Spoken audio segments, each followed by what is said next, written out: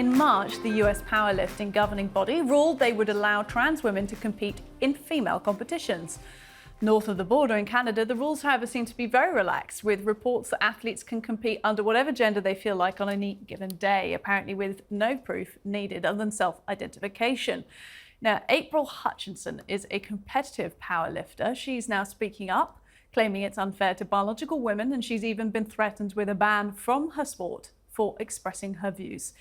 She says Anne Andres, a trans woman, currently holds the highest deadlift of all time in Canada and just announced she will attempt to go to the World Championship. So, should we embrace inclusivity in sports? Are women failing to be protected in sports? April Hutchinson joins us now to talk through this. April, thank you very much for making time to speak to us. I know you're a very busy woman. You've actually just been competing in Grand Cayman. I hope that went well for you.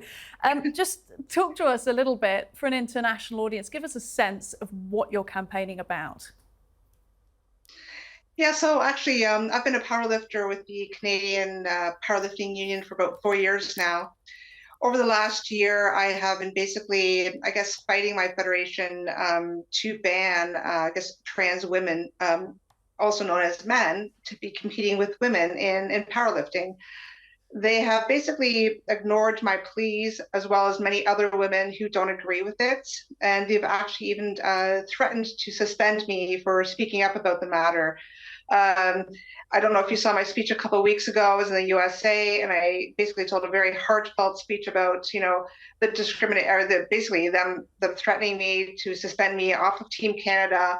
I just competed last week with Team Canada. I was allowed to go, but the threats keep coming, and disciplinary action for speaking up has been ongoing for the last year. Do you think this is a specific difference between the US and Canada or other countries in Canada? Is Canada particularly inclusive when it comes to this? Yeah, that's the thing is, Canada, I'm not going to use the expression woke, but we have a prime minister here, Justin Trudeau, who actually on International Women's Day tweeted that trans women are women. So there's our leadership of the country. But no, Canada is very, very lenient with policies. Like you mentioned, our policy, basically, you do not need any proof. My boyfriend could basically walk in tomorrow, identify as a female, compete, and then the next day, go back to being a man again. No proof, no ID required, just basically going on how you feel that day or whatever gender you want to identify as. Yeah, remind our viewers, just a few months ago, a powerlifting coach, Avi Silverberg, actually did this, went into a competition, I think in Canada, and basically competed as a man and smashed it. Here he is. And he didn't say, I'm a woman, or maybe he did just to get past the regulations, but did it in order to prove your point, really, April, didn't he? That a man can just walk into a competition and just trounce everyone there.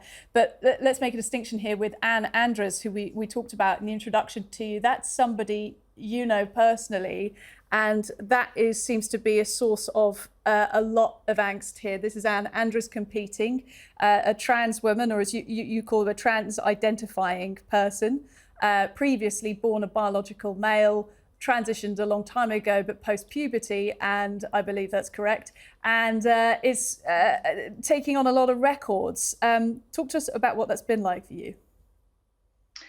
Yeah, so Anne actually just broke the national records for all the master records yesterday while competing at the Western regions. He also holds the second highest deadlift in our powerlifting federation of all time, of all ages. We're talking 20 and up. He just turned 40, so he is a 40-year-old, 6 foot, 250-pound man.